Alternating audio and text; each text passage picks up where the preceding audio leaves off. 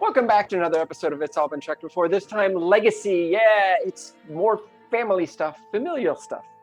Legacy on this episode of It's All Been Checked Before. Establish your own legacy.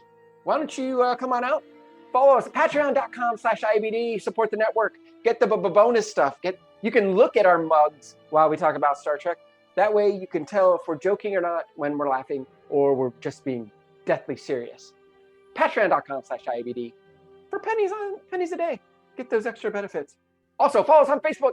It's All Been Checked Before. We're there on Facebook. Come talk to us and establish a legacy there, just as the Yar sisters established a legacy here.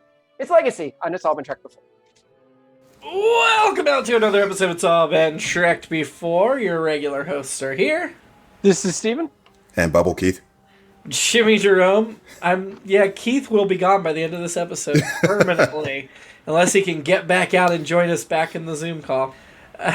There were 6 hosts, but I only remember Steven. Last week, if you're listening to these out of order or skipped last week, sorry. We are here tonight. Why would you do that? To talk about legacy, first impressions. It reached a point where I had to put my notes here. The first one was, why do I feel like we've already watched this episode? Something was happening. Did anything else with certain something? It felt like we've talked about it. It felt like up to a certain point. It started to take a departure, but I remember something about like the rival factions on a planet like that. Oh, and the dangerous area, the war thing. I started there too. I wrote right away. I was like, another civil war, another thing of years and years. And it's just down to the two of us. But then from there, it focused more on other things, and I liked it a lot. I think I know what did it. It's when Beverly insisted on going down to the surface, and it was first or second season, or third, one of them. Remember that? When that was season 3. Yeah, she ended up getting kidnapped? Yeah. Higher ground, actually. Yeah. I just listened to that. That's the only reason I remember. Yeah, it came out recently. Yeah. Well, not for you people. For you people, it came out forever ago. But it came out recently in our perspective, because we're way ahead. Yes. But yeah, I had that same vibe too, Keith. And I was like, boy. Yeah, my first impression, I liked it a lot. And we can talk more about this later or whatever. But not that, I obviously always joked about Tasha Yar. We talked that she was doomed from the start in season 1 or whatever. We knew that. We knew that looking back from our perspective. But the episodes since she's been dead have been great. Where she's heavily featured. I don't mean all the episodes. I mean the episodes where she plays a... Oh, I see what you're saying. Have been great. That's what I meant to say. But the show improved so much once they got rid of her. Yeah, and it was just... This was one of those episodes where it was like, even though they were punching me in the face with it, it took me an extra 25 minutes. Like, oh, legacy! Now I get it. Yeah, it was just like they were literally like, here it is, legacy, and I was like, can I look past that? But we'll get into what I was looking at instead as we move through the episode. I know what you were looking at. I have many fashion notes to say. I know you're... Yeah, I don't like the war-torn episodes, especially when they do them on such low budget, where it looks like they have 2 sets that they're just moving around in. So this... and it almost felt like it was almost a redressed board cube. So it doesn't really do it for me on that level. That being said, it is kind of cool to get some information about where Tasha's from and actually see it, even if I thought it was kind of done half. But... And... The sisters seemed kind of forced, but I enjoyed her, which we'll talk about separate. I'd say the episode was okay. The reason I liked it beyond how beautiful Beth Toussaint is, the actress that played Ashara. And my alternate episode actually gets into the similar thing that you just mentioned, Jimmy, which is I hated that they're like, there used to be 7 factions, now it's just down to 2. It's like, I wish there was 7 factions. Now I'm more interested. I know that's a lot to deal with in 1 hour, but I think you don't have to get into all 7. You just get into these 2.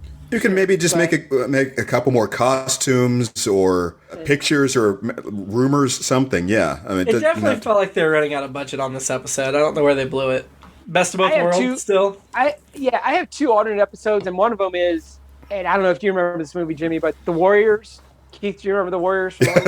Yeah, it's a classic movie. It's a cult movie, underappreciated time. I'm going to say Arthur Hill was director, but anyway. it's about a gang that has to work its way across all of New York City and through other gang territories. And each gang they meet up with has a specific look to them and a style. Like Such a fun concept because of that, you know? Yeah. One set is all dressed in Yankees outfits and like black and white face paint, like Let That Be Your Last Battlefield. And I think it's based on the Iliad or the Odyssey or both or whatever. But anyway, it's a very stylish movie. It's not a it's hard for me to say it's a great movie, but it's watchable, very, very watchable. But I would have rather seen a journey through all these different, to see all these different, and I know that's budget wise, like you guys are saying, it's tough. And it'd been tough to do it in an hour. That's why you do a 2-hour movie in Warriors. But anyway, yeah, but I think that's what leads to, especially off the bat, like, been here, we've done this, but I don't think they're making a Tasha movie. I don't think Tasha's mentioned in any of the films. No, I don't think so. And probably, I'm working on an Ashara treatment though. So Okay. It was the baseball Furies. I had to think for a second. yes, yeah, That gang. Yep. And it's funny because I think just last night I watched the American Dad episode where they're making a reference to the Warriors, which is why it was so fresh to me. I was like, why? Oh, right. So we start the episode with another poker game. yeah. Riker and Data bluffing one another. I mean, Troy and Worf are there, but this is all Riker and Data. Mm-hmm. And Data has learned it really well, apparently. I mean, I get what we set up, that there was going to be some stuff about bluffing and everything in this episode, because the poker game always has to do with your A-plot later. It was almost a little too much there. I mean, I liked seeing Data getting better, but to tie the bluffing into the main plot was just... It was a little bit of a stretch, honestly. Whether or not they even connected, and I'm sure that's part of it. But I appreciated it for what it was, even if the time was half-hearted. I like seeing that progression, because I think we've mentioned this before in past episodes, but it seems like it gives us a little glimpse to continuity when you see that progression of relationships and abilities. Yeah. I would have rather had a whole episode about the poker game. Yeah, I liked it better, not in reference to that, but as a standalone, not in its connection to the rest of the episode. I liked it. I liked Deanna saying, all the chips seem to be going your way. What's the deal here? You know, and I know I've said Deanna shouldn't play poker because she could probably figure it out. I mean, that's what I would be doing if I was sitting at that table and these two jerks on the other side had all the money. I think they're conspiring. I just thought that was all it was very real. It was very fun real for a poker game. I mean, I'm sad O'Brien wasn't there. He was in the episode. Why can't he sit at the table? He's busy. Yeah. We haven't seen O'Brien at the poker game since, like, the first poker game. I'm annoyed that he's never there anymore, especially when he's in the episode like this one. Maybe he cheated or He something. must have been counting cards. Counting cards, yeah. Exactly. Or just kept telling stories. I don't know. Yep. It So was when Riker... that fifth ace dropped out of his sleeve. He was out. So 4 is Riker okay, but shows- 5, no. Oh, no, absolutely. five aces is too much. Too many. So Riker shows Data the card trick. And then Data explains how he did it. I tried to follow along. It didn't make sense to me. Did it make sense to anybody else? Oh, the explanation? Yeah. I mean, I got the general idea. I think if Riker is actually able to track where it is, he can give seemingly arbitrary instructions that involve either saving or getting rid of the extras. But didn't we get down to 3 cards and then Data had to turn over one of the 3? Yeah. Well, I mean, if he knew that the card was now on top of where it was supposed to be, he could then suddenly say, "That's the one, do it." Actually, he did tell him to remove 5 cards and then do it, so he must have tracked where it was in that position. Right, but I feel like... I don't know. And then essentially Data decided, you know what? You guys are right. This guy was cheating. I'm keeping all this. Well, I think he kept it because he understood what Riker was... Like, he was able to expose Riker's trick. Right, it was sort of like that was implied with the bet, I guess.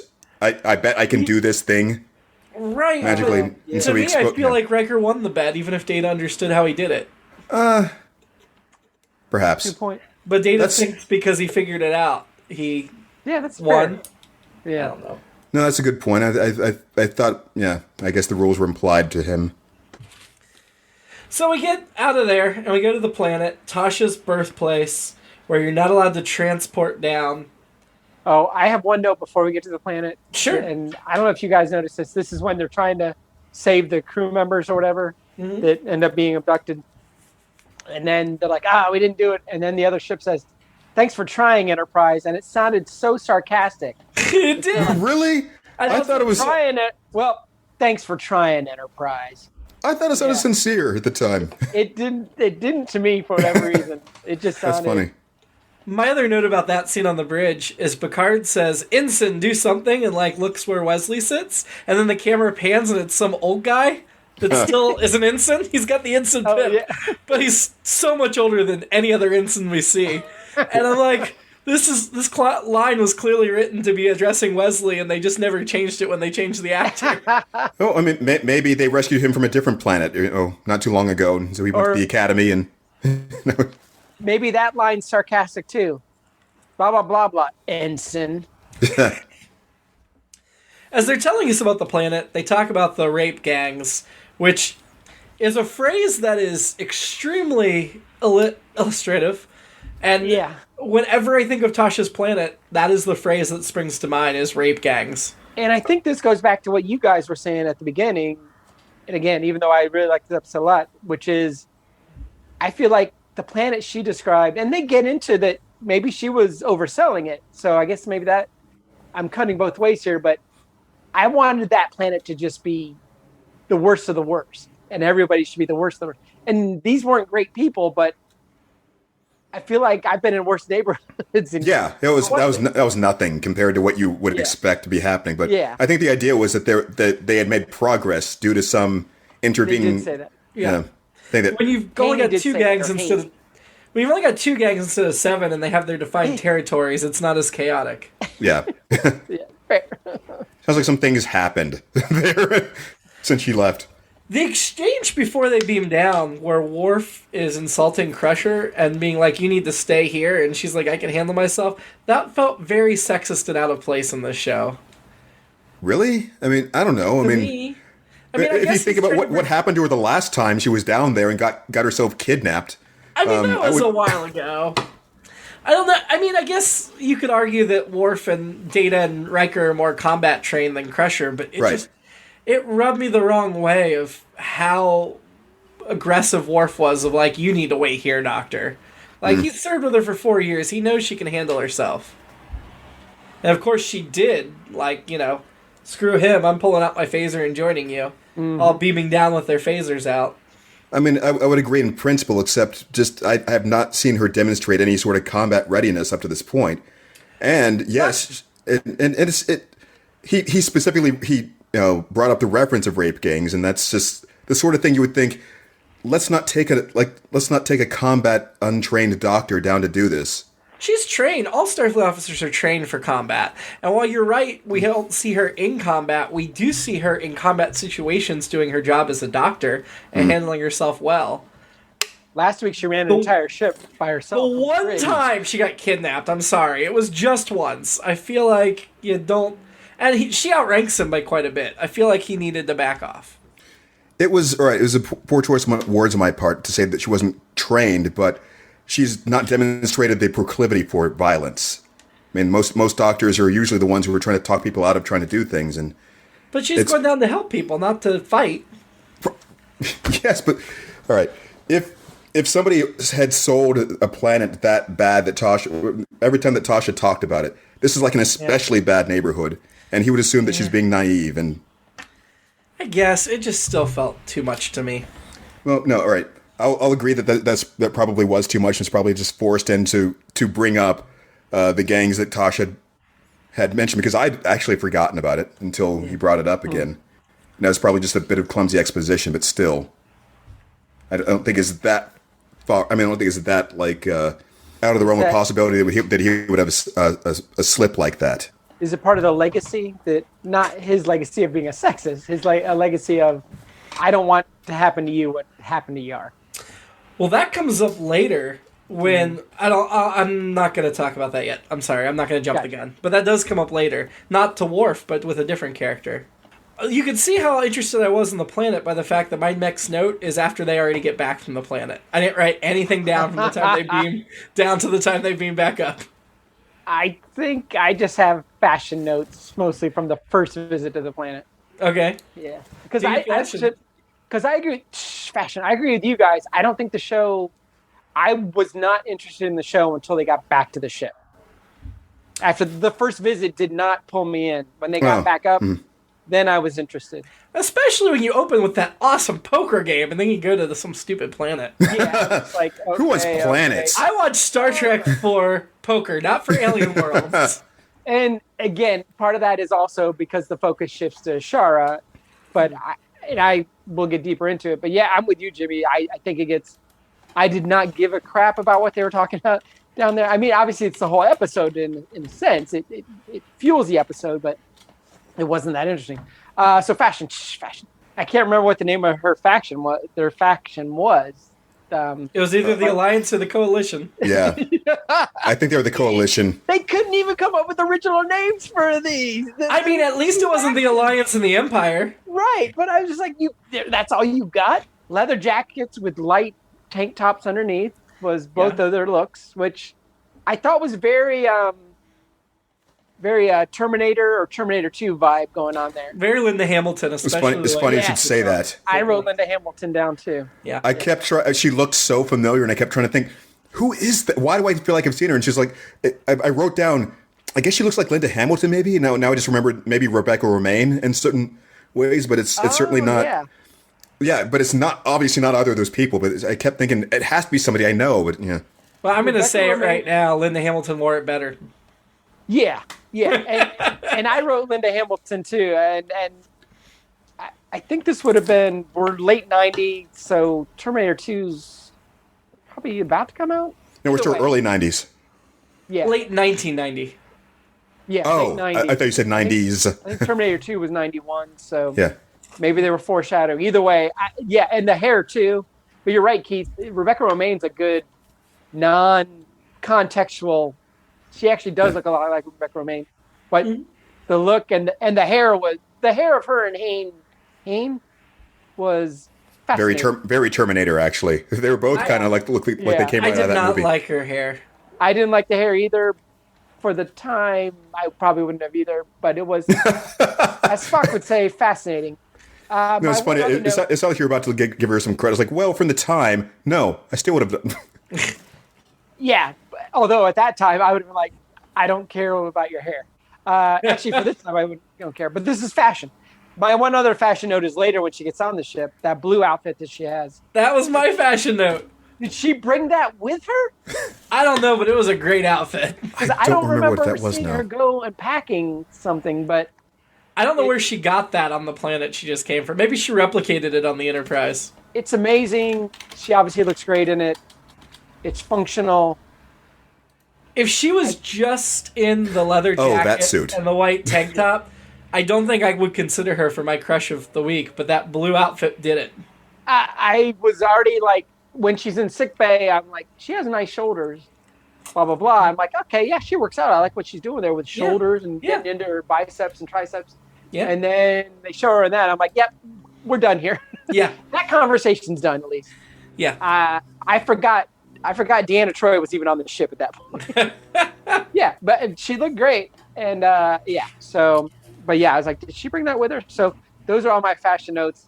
Those aren't the only reasons I really like her in the episode, but we'll continue to delve into that. So, do you think the Enterprise just has wardrobes of civilian clothing for people who visit, or something like that? No, you can replicate whatever you need. Oh, right. Maybe, there is a guy, an ensign down there who helps you get the clothes that make you look best.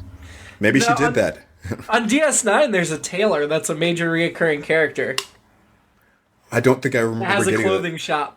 Even in the 21st century, there's a queer eye for the straight guy. Well, funny you say that, because the tailor in DS9, while not explicitly said in the series, has now been confirmed to be bisexual. So, I mean, we'll get to Garrick. Garrick is one of my favorite characters in all of Trek. We'll get to him. My next note, and this is before Ashara is introduced, although not much before, they bring back the synthol that they're offering to the Enterprise to send to Captain, and Picard is sniffing it appreciatively. This guy whose family owns a vineyard is interested in the fake alcohol and its vintage. It felt odd. I thought the way Riker was throwing it around, it's like, it can't be that great. He's just like... And inappropriate for the circumstances they were in for Picard to stop and sniff the liquor. That's something you do in your quarters later once you get through the crisis. Right. Then we get to Tasha's sister, Ishara. There was such a dramatic music sting. Then when we find out she's Tasha's sister. Yeah. It's literally a small planet. Oh, it is. I loved she beams up and they're in the observation lounge with the senior staff. And she says, well, you don't believe me, do you? Well, you can sample my DNA and Crusher's I will. It was so good. Yeah. I'm glad that she's calling the bluff and let's prove it. I want to know. I don't want that hang over the episode of like, well, is she? And I'll kind of get into, this is part of why I like the episode so much.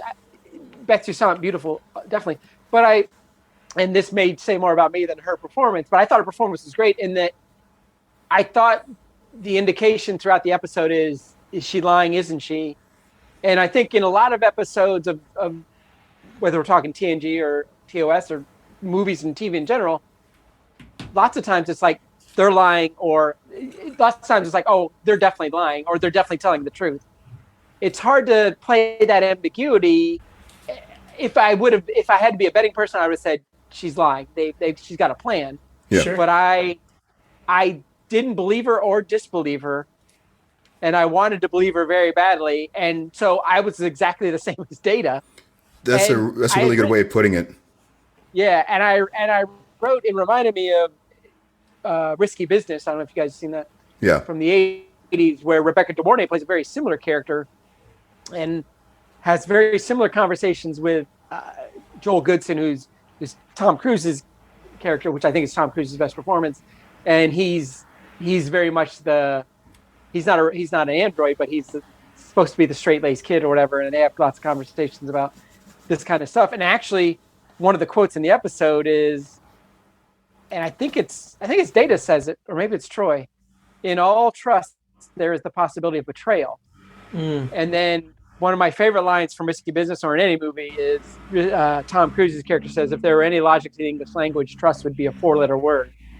So that whole thing to me ran through the entire show, entire episode, and I think, and I'll hold that for now until we get to later. But I think it sets up for me a very satisfying ending in the show that connects back to this and also connects back to the part of Risky Business, which is, so we'll get to that then. But I thought she was really great in it, and I think it starts from that thing that the Enterprise crew is like, I don't know about this person, and none of us do. I think that's kind of the tension of the episode for me, and I liked it a lot. I enjoyed Data's interactions with her a lot. Like, just from that beginning where he talks about being close to Riker, Worf, and himself, that Tasha was close to Riker, Worf, and himself especially. Although, I do think, and he explains how he can miss her without feelings, which I liked, and lends to our talk about how Data has emotions even if he doesn't have emotions. But he left off the sex stuff with when he was talking. He didn't tell her he hooked up with her sister. And I think it's because, and this is my alternate episode, Data definitely sleeps with her later in the episode. And if he tells her that he slept with her sister, that just might ruin the whole thing. That's right. So I think Data and her definitely banged. Data just racks up the Yar sisters. To comment on what Stephen was saying before, just the way the performance went, there was enough of it there. There was enough of the way that she was asking pointed questions, I guess, whether or not she was performing it well, or that was the intent behind what was happening. I think that the wording of what she was saying was supposed to tip us off. And even then, I'm like, okay, she has to be doing it for this reason. I still kept entertaining the possibility that even up to the point where she called her guy and said, it's working. I was like, oh God, there's the shoe I was waiting to drop. But then I was like, but what if it's a double bluff? What if it's a double agent thing? What if she's actually scamming both people and actually wants to get away? I actually considered the possibility, and I think that was a really good razor's edge she was walking. So, well, I think Troy brought up that she was conflicted and her feelings weren't clear, which confirms what you're saying. That when she was talking about wanting to join Starfleet and stuff, and giving Data hope about it, I don't think she was completely insincere. I think the thought crossed her mind. She just had that higher priority. And if she could do both, she would have probably done both. Troy says she senses ambiguity in her, which is a perfect description of her performance and the character and everything, which is great, I think. It was great for me. But she did set her phaser to kill when she threatened Data. And that's mostly unforgivable there. Yeah. Data shooting her was an emotional moment there. Not for him. Something else to come back to. I know. We've talked about that before, but we'll get that at the end, I'm pretty sure. Were the phaser effects different in this episode? I didn't notice. They might have been. Okay. I just thought maybe they were just more shots. I really liked those. Well, let me go back up for a bit, because they kept using the word cadre, which I noted. I don't think I'd ever really heard that word before, other than to refer to like a cadre of vampires, and I'm not sure why. If it's really that obscure. At some point, I can't remember what she says exactly, but I don't know if she says, once you're in a group, you're in it for life or something like that. When you're a jet, you're a jet all the way. Yeah. Yeah, I wrote just trying to get a suit. Life. Cadre for life, baby. My God. We skipped over one note I had early in the episode when Riker goes out of his way to save Ishara, and Picard calls him on the carpet about it, and they talk about how it was Riker in charge of the mission where Tasha died. And then Picard both berates Riker and praises him for doing a good job in keeping his sister safe, her sister safe. And I don't know, I really liked that scene between them. Neither one of them had a lot in this episode, but that was very meaningful. It was a poignant moment there.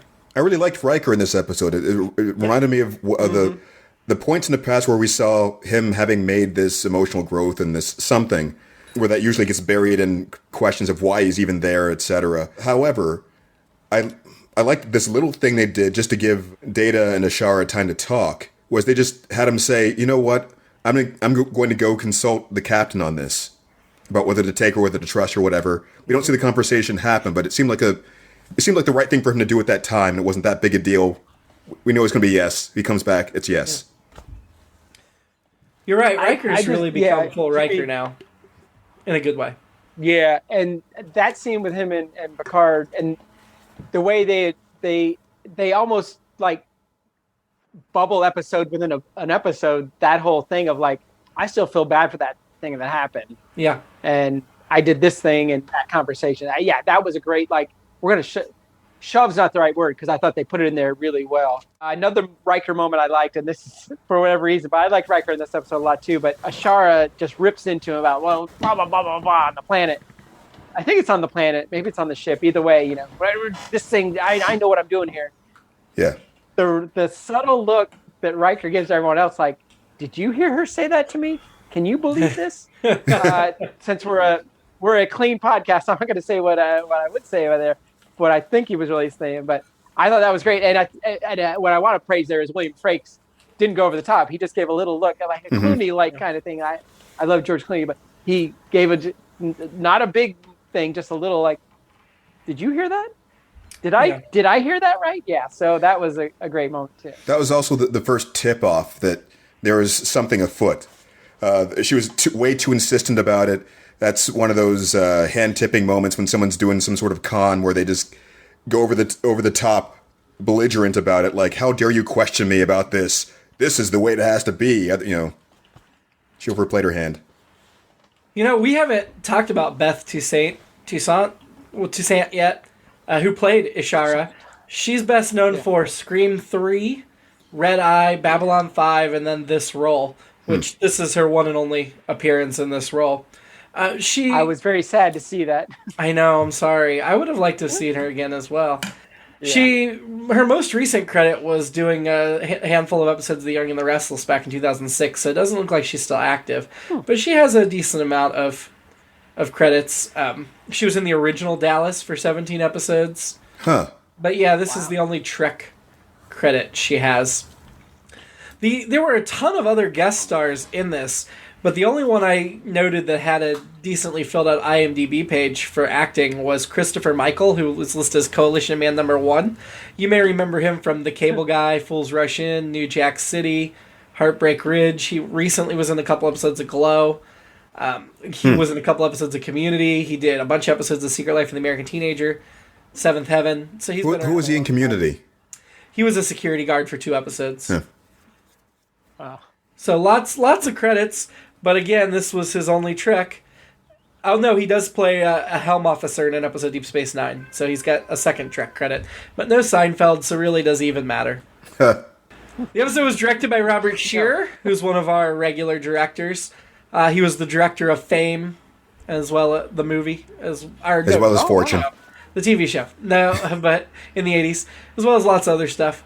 And then it was written by one of the TNG's executive producers at the time, Joe Minosky, who has a lot more producing credits than writing credits, although he did have a written or story by play for, it looks like about 10 episodes of Next Gen. It's hard to see because he's got all these executive story consultant or executive story editor credits, but this was the first episode I see that has a written by for him.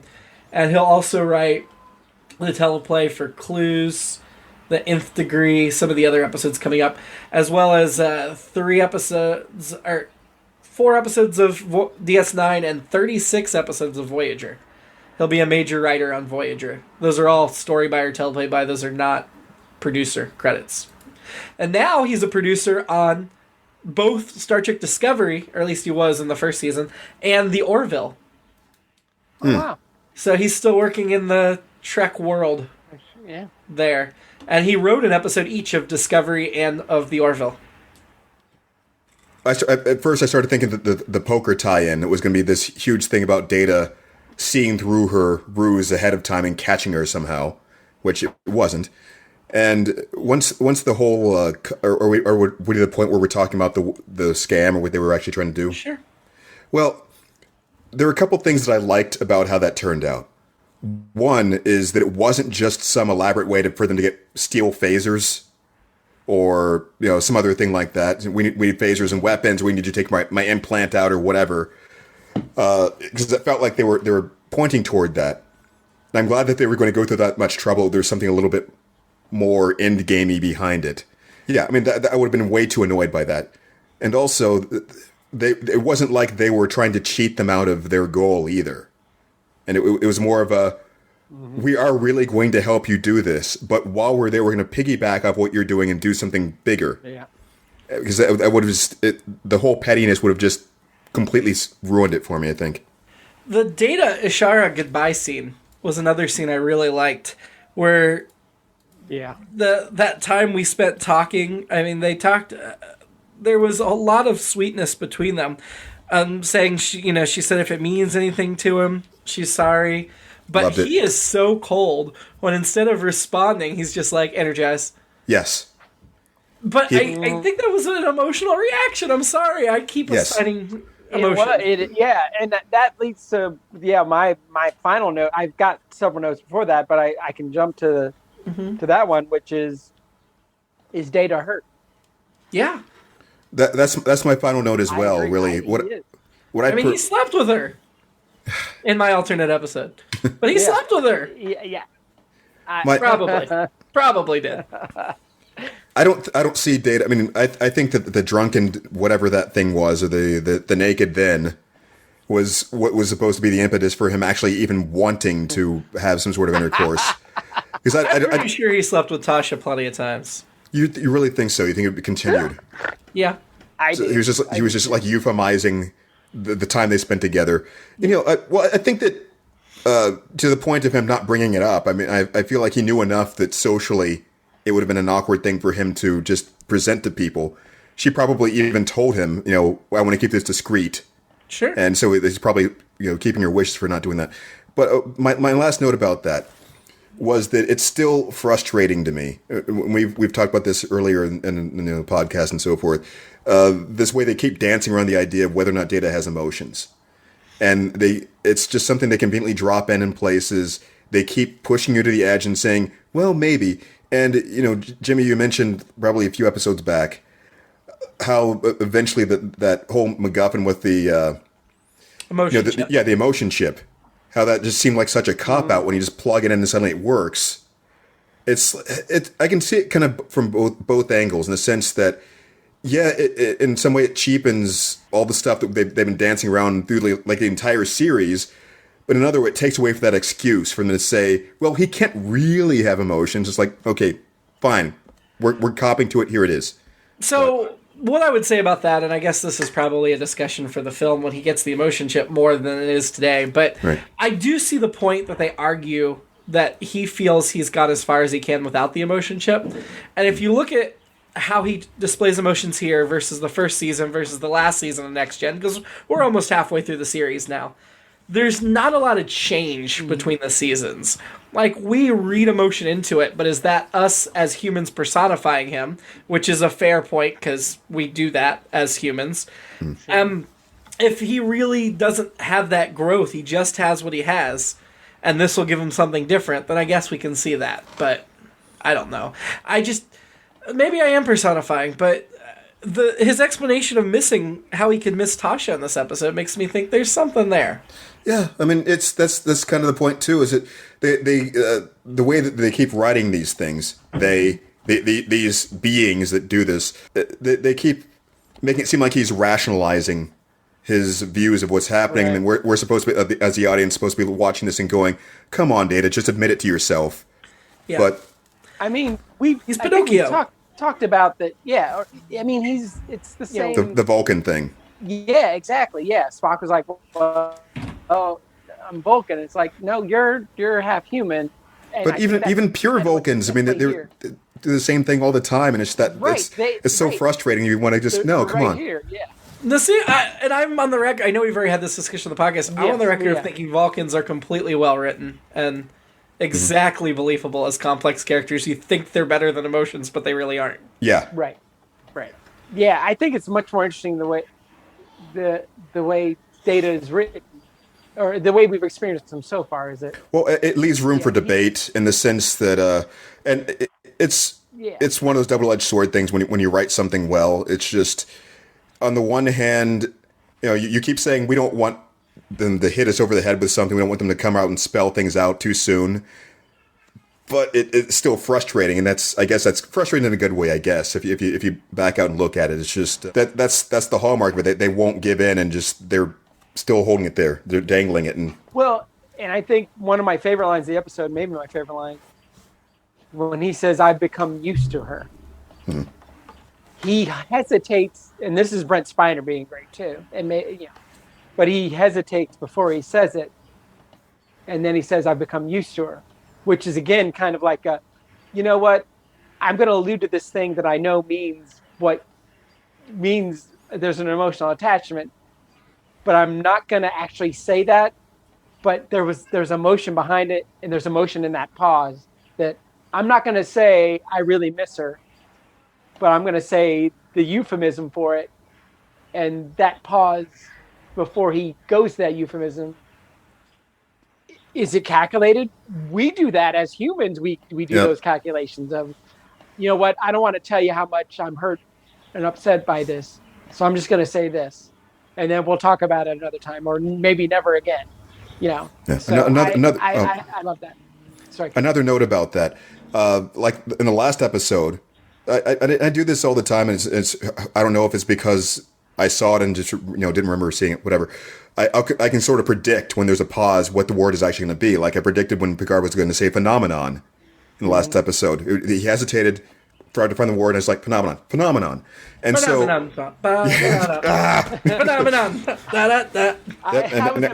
Now we're fully like sued. Phenomenon. I'm something like a phenomenon. Nice. We have different musical backgrounds. And I'm the melding of both of those things somehow. Right. So that's because Keith's musical background is all music.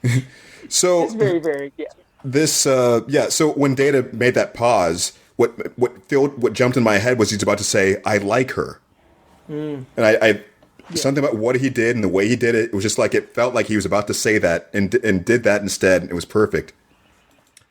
I wonder if Seth MacFarlane was watching Next Gen and had these same thoughts that we're talking about, and decided to create the character of Isaac just to show us what it would be like if an android actually didn't have emotions. Yeah. Even that,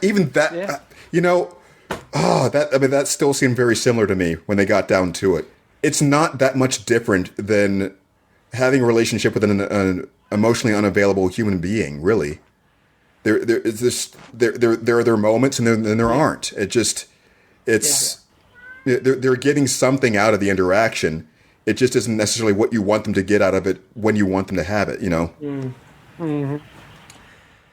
My last note was Riker telling Data about trust. That was a nice ending, a nice callback to the beginning of the episode, kind of capping it all off. I have 2 more notes. One, I love Riker firing shots at Hayne and just getting really pissed.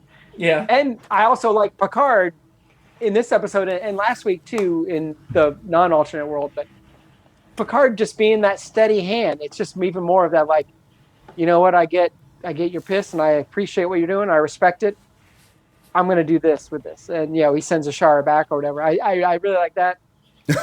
I love that scene. Again, I love that I've become used to her. I think that's just that would work in any romantic comedy, tragedy, drama, whatever. It's just really well done. And I think, I think that's a euphemism that a lot of us use in different ways. It literally explains loss, and of course, it ties back to Tasha as well, the legacy. The one other line I love, and I think it's Data that says it, which is, "We saw more than what was there," which again I think ties into why I like this episode so much, because I saw more than what was there, and that's what the episode's about, I think, and that ties back to Risky Business. And I actually used that line with an ex-girlfriend who was after we were no longer an item. She was like, "I don't know why these guys they're so into me," and I said, they think there's something there that isn't. So that when I saw this, I was like, I did that. So maybe I did see this episode before, but I'm pretty sure I didn't. I was also drunk when I did that, but I wasn't so drunk that I don't remember it and being like, yeah. And that was roll credits.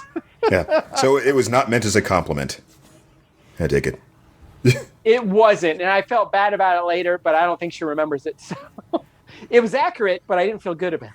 Well, she'll remember it now because I'm sure she's watching and listening.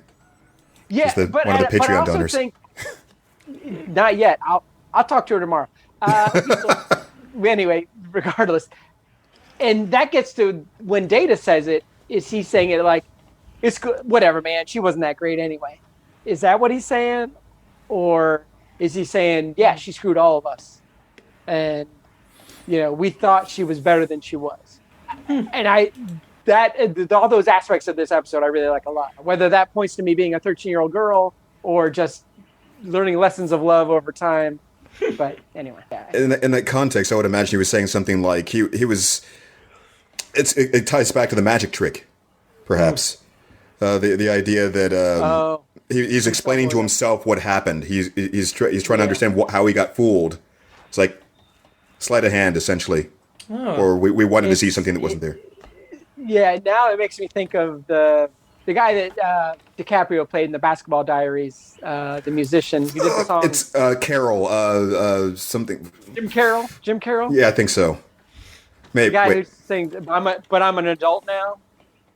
So the line of the song is, "No more boy meets girl, boy loses girl."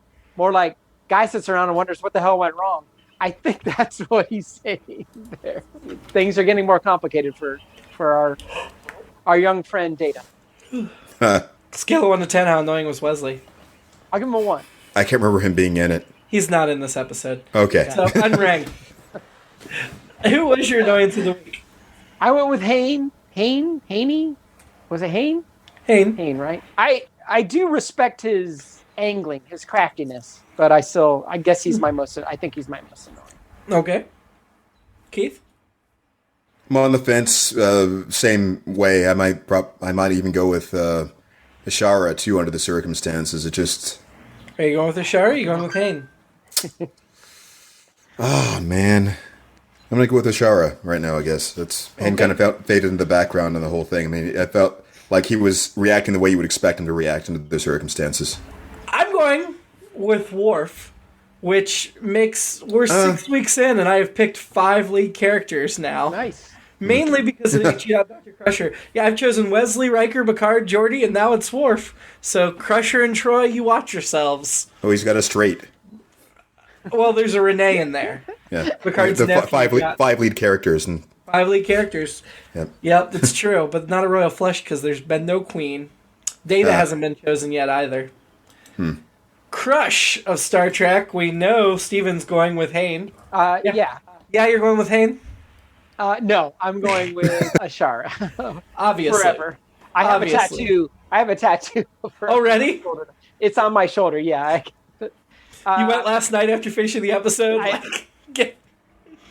Immediately, yeah. I'm in Knoxville, Tennessee, so there were plenty that were still open. No, I love Knoxville. No, I'm sure there were so many tattoos. Real quickly, I had an alternate episode also, which is, I feel like this was a perfect noir episode because it's the femme fatale doing the detective. And not that Data was the main detective, but felt like she walked into all the gin joints in the world, which I know is a Casablanca line. But anyway, that's my other alternate episode. It's more of a noir episode where the femme fatale does the Sam Spade character wrong. But yeah, Ashara is my new crush. Mine as well. Keith? I talked myself out of it. I was thinking about it. Obviously she's beautiful, but it's just no. You decided to go with Hayne. I get it. No. Staying with lore. For now. Ranking the episode. I think we can agree we're still not touching those top 3. I think we can agree we're not touching those top 3. What was number 3? Was that Brothers? Brothers. I was 3, but I know you guys aren't, so I'm okay with that. What was above Brothers? Best of Both Worlds Part 2. Yeah. Wait. And in first place is Family. Let's go against last week's Remember Me, Better or Worse. Wow. This unfortunately had a lot less Crusher to its detriment. It's true. She made her moments count. But yeah. Yeah. I'd go lower than Remember Me, but that's me. I have a feeling Steven would go higher. Yeah, definitely. Oh man. I'm like sorry, Keith. Almost we down got you again. Almost down the middle on it. Almost down the middle. It's just I can't. It's. I will say I would not put it anywhere near the top 2 we had this season. But so you're divided on Brothers, huh? I do like it more than Brothers, but the other. You like this more than Brothers? I did, yeah. Wow. Yeah. Okay. I'm actually leaning below on it. It's just there's and that's fine. I guess I prefer the science fiction aspects of the other one. Yeah. As far as that goes, the actual puzzle solving and the crusherness of it all. The last place right now is Suddenly Human, which I feel is similar. They're both warrior type stories. But I think I would go above Suddenly. Oh yeah. Yeah. So it's 5th out of 6th so far. Next week, we are going to be watching Reunion. It is directed by second-time Next Gen director Jonathan Frakes, so we get some more Frakes directing. Right. The synopsis says, when the leader of the Klingon High Council passes on, Picard finds himself in the middle of the struggle for the now vacant position. Meanwhile, Worf reunites with a past love, only to, big spoiler alert IMDb, I am not reading that. So, I was going to unplug for a second. I was like, there's already a lot right there. I was like, oh my god. I mean, the fact that the leader of the High Council passed away, that's big. But the spoiler about Worf, I'm not. It's too far. It's too spoilery. But next week we get Kempik back. We get Kalar back. We get Duras back. Oh no. And we get to meet Gowron, who we haven't seen yet, who's going to be a major reoccurring character through TNG and DS9. Big Klingon episode. I'm excited. I'm mostly excited for Kalar. I'm not knowing Duras, by the way. I'm knowing because I think I remember what that spoiler has to be. But I'm gonna. Yeah, Duras and Kempik were in that episode where Worf had to go away in disgrace. Kalar, of course, was a different episode. So this is really a sequel to 2 different Klingon episodes. 2 years ago, I would have been not interested in a Klingon episode coming up. I'm excited. So. It just disappoints me that the synopsis tells us that the leader of the High Council dies because Kempek's listed in the IMDb credits, and I wish I hadn't read that because I wouldn't have known that he died in this episode automatically. Well, luckily I'll forget by next week. That's what I was going to say. Maybe I'll forget by then. There's another major reoccurring player guesting, but I'm not mentioning them because they have to do with the spoiler that I don't want to spoil. So, next week, reunion. I'm super pumped. I think it's going to be great. Until then, live long. Love longer. And prosper. Energize.